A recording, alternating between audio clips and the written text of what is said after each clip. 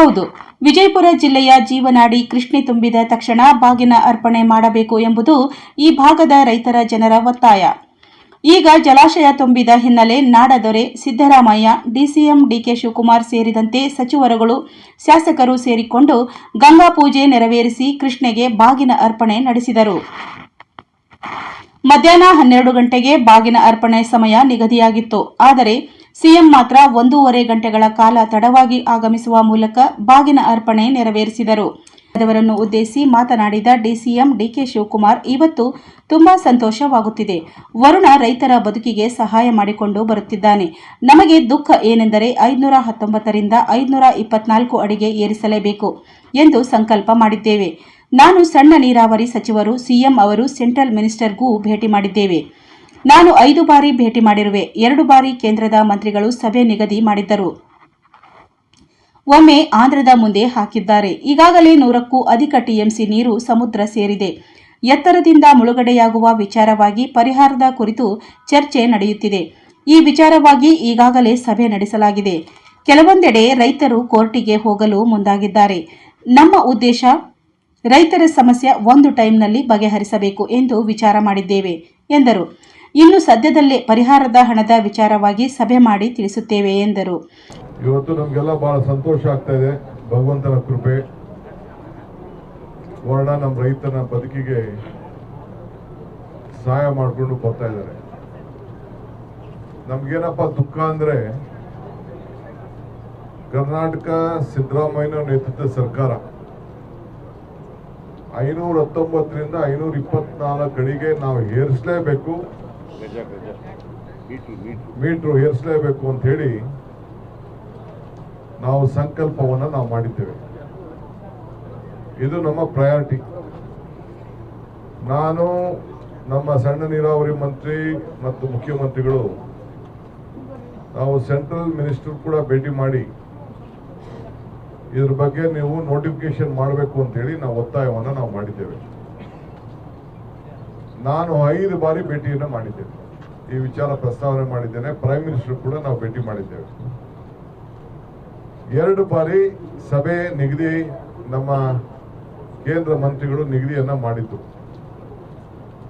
ಆ 2 ಬಾರಿ, 1 ಬಾರಿ ಆಂಧ್ರರವರು ಬಹುಶಃ ಮುಂದಕ್ಕೆ ಹಾಕ್ಸಿದ್ರು, ಇನ್ನೊಂದು ಬಾರಿ ಮಹಾರಾಷ್ಟ್ರದವರು ಮುಂದಕ್ಕೆ ಹಾಕ್ಸಿದ್ರು ಅಂತ ಹೇಳಿ ನನಗೆ ಮಾಹಿತಿ ಬಂದಿದೆ.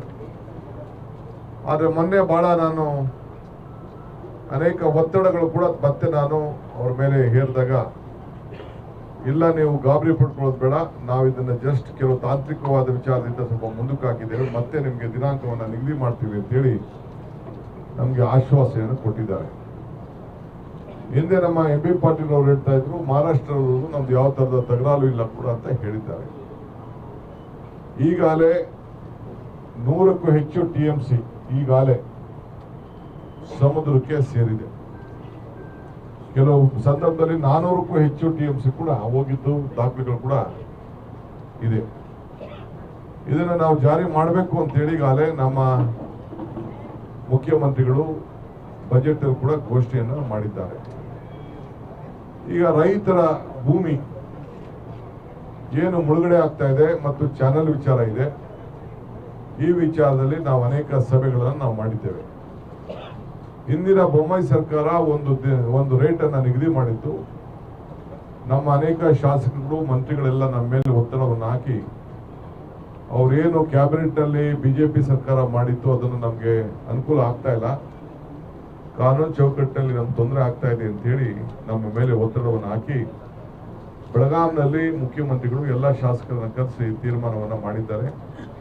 ನಾನು, ಎಂ.ಬಿ. ಪಾಟೀಲು, ಶಿವಾನಂದ ಪಾಟೀಲು, ತಿಮ್ಮಾಪುರು, ಪ್ರಿಯಾಂಕ್ ಖರ್ಗೆ, ಶರಣ ಪಾಟೀಲ್ ರವರು ಎಲ್ಲ ಕೂಡ ನಾವೆಲ್ಲ ಈಗಾಗಲೇ ಒಂದು ರೌಂಡ್ ಚರ್ಚೆಯನ್ನು ಕೂಡ ಮಂತ್ರಿಗಳು ಕೂಡ ಎಚ್.ಕೆ. ಪಾಟೀಲ್ ಕೂಡ ಸೇರ್ಕೊಂಡಂತೆ ನಾವೆಲ್ಲ ಚರ್ಚೆ ಮಾಡಿದ್ದೇವೆ. ಮೊನ್ನೆ ಎಲ್ಲ ಶಾಸಕರನ್ನ, ರೈತರು ಕೂಡ ನಾವೆಲ್ಲ ಮಾತಾಡಿದ್ದೇವೆ. ಏನು ನಮ್ಮ ಸಭೆಯಲ್ಲಿ ಏನು ಅಭಿಪ್ರಾಯ ಮೂಡ್ತು ಅದನ್ನ ಮುಖ್ಯಮಂತ್ರಿಗಳು ಕೂಡ ನನ್ನ ಗಮನಕ್ಕೆ ತಂದಿದ್ದೇನೆ. ಬಹುಶಃ ಸುಮಾರು 20,000 ಕೇಸು ಈಗಾಗಲೇ ರೈತರು ಕೋರ್ಟ್ಗೆ ಹೋಗ್ತಾ ಇದ್ದಾರೆ. ಕೆಲವು ಲಾಯರ್ಗಳು ನಿಮ್ಮನ್ನೆಲ್ಲ ತಪ್ಪದಾರಿ ಎಳೆಯಲಿಕ್ಕೆ ಪ್ರಯತ್ನವನ್ನು ಮಾಡ್ತಾ ಇದ್ದಾರೆ. ಇದರಿಂದ ಯಾವುದಕ್ಕೂ ನಿಮಗೆ ಅನುಕೂಲ ಆಗೋದಿಲ್ಲ ಅನ್ನೋದು ಕೂಡ ನಾನು ಈ ಸಂದರ್ಭದಲ್ಲಿ ಇಲ್ಲಿ ಕೂತ್ಕೊಂಡು ರೈತರ ಸಮುದಾಯಕ್ಕೆ ತಿಳಿಸ್ಲಿಕ್ಕೆ ನಾನು ಬಯಸ್ತಾ ಇದ್ದೇನೆ. ಚೀಫ್ ಮಿನಿಸ್ಟ್ರು ಮತ್ತು ಎಲ್ಲ ಮಂತ್ರಿಗಳ ನಮ್ಮ ಆಸೆ ಏನಪ್ಪಾ ಅಂತಂದ್ರೆ, ನಿಮ್ಮೆಲ್ಲರೂ ಕೂಡ ಕನ್ಸೆಂಟ್ ಅಕ್ವಿಷನ್ ಅಲ್ಲಿ ನಿಮ್ಗೂ ಕೂಡ ಸ್ವಲ್ಪ ಸಹಾಯ ಮಾಡಬೇಕು, ಒನ್ ಟೈಮ್ ಆದಷ್ಟು ಇದನ್ನ ಬಗೆಹರಿಸಬೇಕು ಅಂತ ಹೇಳಿ. ಏಕೆಂದ್ರೆ ಯಾವತ್ತು ಬೇಕಾದ್ರೂ ಕೂಡ ನಾವು ಆಗ್ತಾ ಇರೋಂಥ ಒತ್ತಡದ ಮೇಲೆ ಕೇಂದ್ರ ಸರ್ಕಾರ ನಮಗೆ ನ್ಯಾಯವನ್ನು ಒದಗಿಸ್ಕೊಡ್ಲೇಬೇಕಾದಂಥ ಅನಿವಾರ್ಯತೆ ಇದೆ. ನಾಳೆನೇ ನೋಟಿಫಿಕೇಶನ್ ಮಾಡ್ಬೋದು, ಇದಕ್ಕೆ ಯಾವ ತಕರಾರು ಇಲ್ಲ. ನಮ್ಮ ಪಾಲು ನಮ್ಗೇನು ಸಿಗಬೇಕು ಅದು ಸಿಗ್ಲೇಬೇಕು. ಟೆಕ್ನಿಕಲ್ ಆಸ್ಪೆಕ್ಟ್ ಅಲ್ಲೂ ಕೂಡ ನಾವು ಈಗಾಗಲೇ ಲೀಗಲ್ಲು ಟೆಕ್ನಿಕಲ್ ಆಸ್ಪೆಕ್ಟ್ ಅಲ್ಲಿ ಈಗಾಗಲೇ ನಾವು ಚರ್ಚೆಯನ್ನು ನಾವು ಮಾಡಿದ್ದೇವೆ. ಸದ್ಯದಲ್ಲೇ ಇನ್ನೊಂದು 3-4 ದಿನದಲ್ಲೇ ನಾವು ಮೊನ್ನೆ ಕ್ಯಾಬಿನೆಟ್ ದಿನನೇ ಮಾಡನೆ ಕೆಲವು ಶಾಸಕರನ್ನೆಲ್ಲ ಅಲ್ಲೇ ಇರಿ ಅಂತ ಹೇಳಿದ್ದೆ. ನಾನು ಚೀಫ್ ಮಿನಿಸ್ಟರ್ ಹತ್ರ ಕೂತ್ಕೊಂಡು ಒಂದು ದಿನಾಂಕವನ್ನ ಇನ್ನೊಂದು 3-4 ಈ ವಾರದಲ್ಲೇ ಏನು ಕನ್ಸರ್ನ್ಡ್ ಅಕ್ವಿಷನ್ಗೆ ಒಂದು ನಿಗದಿಯಾದಂಥ ಬೆಲೆಯನ್ನ ನಾವು ಸದ್ಯದಲ್ಲಿ ನಾವು ಘೋಷಣೆ ಮಾಡ್ತೇವೆ. ಇದಕ್ಕೆ ನಾವು ಮುಂದಕ್ಕೆ ಹಣ ಕೂಡ ನಾವು ಇದನ್ನ ಒದಗಿಸಬೇಕಾಗ್ತದೆ. ಒಂದೇ ಸತಿ ಸ್ಟೆಪ್ ಬೈ ಸ್ಟೆಪ್ ಇದನ್ನ, ಮತ್ತು ಯಶವಂತಗೌಡರು ಪಾಟೀಲ್ ಕೂಡ ಆ ಮೀಟಿಂಗ್ ಅಲ್ಲಿ ನಮ್ಮ ಕ್ಯಾನಲ್ ಅವ್ರಿಗೆ ಬೇಕಾದ್ರೆ ಲಿಬರಲ್ ಆಗಿ ನೀವೇನು ಬೇಕಾದ್ರೂ ತೀರ್ಮಾನ ಮಾಡಿ, ಯಾಕೆಂದ್ರೆ ನಮ್ಮ ಜಮೀನುಗಳು ಆ ಕಡೆ ಈ ಕಡೆ ಬೆನಿಫಿಟ್ ಆಗ್ತದೆ. ಮಿಕ್ಕಿದ್ದನ್ನ ಈ ಮುಳುಗಡೆ ಆಗೋದವ್ರಿಗೆ ಸ್ವಲ್ಪ ನೀವು ಉದಾರ ಮನಸ್ಸಿಂದ ಮಾಡಬೇಕು ಅನ್ನೋದು ಕೂಡ ಅವರೊಂದು ಅಭಿಪ್ರಾಯ ಕೂಡ ತಿಳಿಸಿದ್ರು. ಇದನ್ನ ನಮ್ಮ ನಮ್ಮ ಎಂ ಬಿ ಪಾಟೀಲ್ ಅವರು ಕೂಡ ಬೇರೆ ಬೇರೆ ಕಡೆ ಅನೇಕ ಸಲಹೆಗಳನ್ನು ಕೂಡ ಅವರ ಅನುಭವದಲ್ಲಿ ಕೂಡ ಅವರು ಕೂಡ ನನಗೆ ತಿಳಿಸಿದ್ದಾರೆ. ಶಿವಾನಂದ ಪಾಟೀಲ್ ಅವರು ಕೂಡ ತಿಳಿಸಿದ್ದಾರೆ.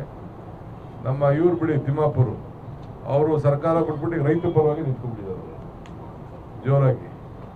ಸೊ ಅದಕ್ಕೆ ಈಗ ನಾವು ಇದನ್ನ ಏನಾದ್ರು ಮಾಡಿ ಸಹಾಯ ಮಾಡಬೇಕು ಅನ್ನೋದು ಮುಖ್ಯಮಂತ್ರಿಗಳು ನಾವು ಈ ಬರೋಕ್ಕಿಂತ ಮುಂಚಿತ ಕೂಡ ಈಗ ಚರ್ಚೆ ಮಾಡಿದ್ದೇವೆ.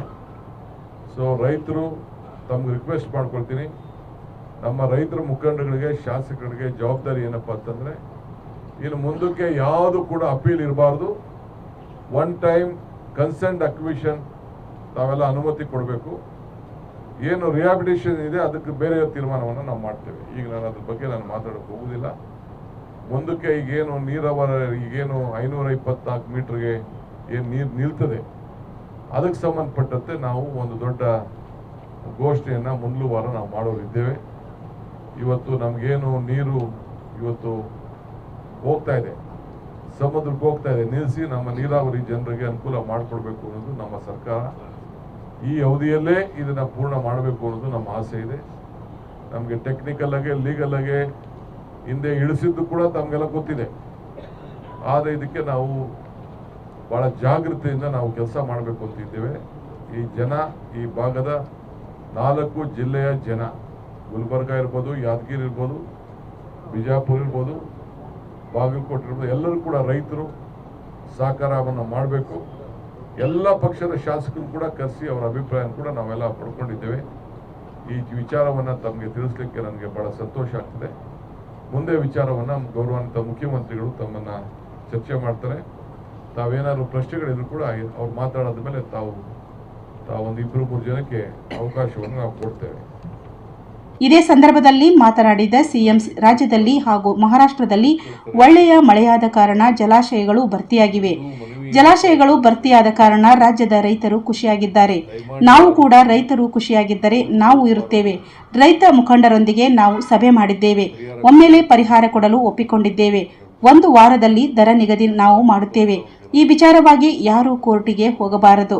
ರೈತರಿಗೆ ಅನುಕೂಲವಾಗುವ ಕೆಲಸ ನಾವು ಮಾಡುತ್ತೇವೆ ಎಂದು ಸಿದ್ದರಾಮಯ್ಯ ರೈತರು ಕೂಡ ಒಪ್ಕೊಳ್ತಾರೆ ಅಂತಕ್ಕಂಥದ್ದು ನನ್ನ ಭಾವನೆ. ಒಂದು ಮನವಿ ಏನಪ್ಪಾ ಅಂತಂದ್ರೆ, ರೈತರಲ್ಲಿ ದಯಮಾಡಿ ಯಾರು ಕೂಡ ಕೋರ್ಟ್ಗೆ ಹೋಗಬಾರದು,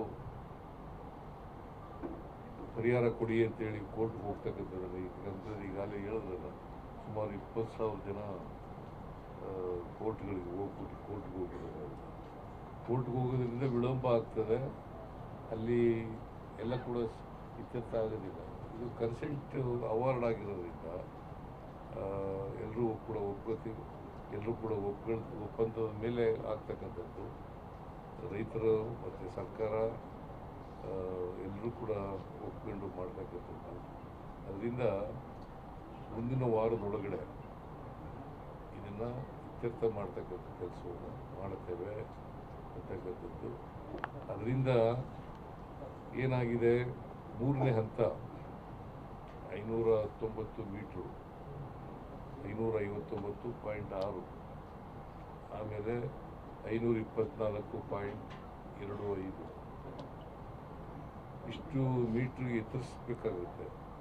ಇದು ಎತ್ತರಿಸೋದ್ರಿಂದ ನಮಗೆ 130 TMC ನೀರನ್ನು ಅಲಾಟ್ ಮಾಡಿದ್ದಾರೆ.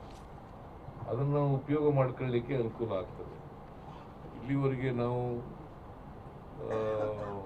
173 TMC ನೀರನ್ನು ಉಪಯೋಗಿಸಬೇಕಾಗುತ್ತದೆ. ಮತ್ತು 6.6 ಲಕ್ಷ ಹೆಕ್ಟೇರ್ ಪ್ರದೇಶಕ್ಕೆ ನೀರನ್ನು ಕೊಡ್ತಕ್ಕಂಥ ಕೆಲಸ ಆಗಿದೆ. 3ನೇ ಹಂತ 1-2 ಆಗಿದೆ. 3ನೇ ಹಂತ ಅದು ಕೂಡ ತೀರ್ಮಾನ ಆಗಿದೆ. 2ನೇ ಟ್ರಿಬ್ಯುನಲಲ್ಲಿ ತೀರ್ಮಾನ ಆಗಿದೆ. ಆದರೆ ಗೆಜೆಟ್ ನೋಟಿಫಿಕೇಶನ್ ಆಗಿಲ್ಲ. ಗೆಜೆಟ್ ನೋಟಿಫಿಕೇಶನ್ ಆದರೆ ಬೇರೆ ಕೆಲಸಗಳಾಗಲಿಕ್ಕೆ ಅನುಕೂಲ ಆಗ್ತದೆ. ನೀರಾವರಿ ಕೆಲಸಗಳಾಗಲಿಕ್ಕೆ ಮತ್ತು ಡ್ಯಾಮ್ ಎತ್ತರಿಸಲಿಕ್ಕೆ ಅನುಕೂಲ ಆಗ್ತದೆ. ಸೊ ಅದನ್ನು ಮಾಡ್ತಕ್ಕಂಥದ್ದು ನಾನು ಕೂಡ 3 ಸಾರಿ ಭೇಟಿ ಮಾಡಿದ್ದೀನಿ. ಡಿ ಕೆ ಶಿವಕುಮಾರ್ 5 ಸಾರಿ ಭೇಟಿ ಮಾಡಿದರೆ ನಾನು 3 ಸಾರಿ ಭೇಟಿ ಮಾಡಿದ್ದೀನಿ. ಒಂದು ಸಾರಿ ಪ್ರಧಾನಮಂತ್ರಿಗಳನ್ನು ಕೂಡ ಭೇಟಿ ಮಾಡಿ ಈ ವಿಚಾರನೆಲ್ಲ ಪ್ರಸ್ತಾಪ ಮಾಡಿದ್ದೀನಿ. ಒಟ್ಟಾರೆಯಾಗಿ ನಮಗೆ ನೀರಾವರಿ ನಮ್ಮ ಆದ್ಯತಾ ವಲಯ.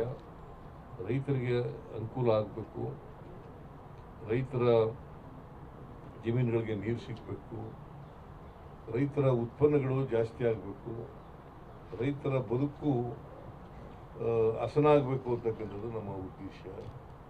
ಈ ದಿಕ್ಕಿನಲ್ಲಿ ನಾವೆಲ್ಲ ಪ್ರಯತ್ನ ಮಾಡ್ತಾ ಇದ್ದೀವಿ.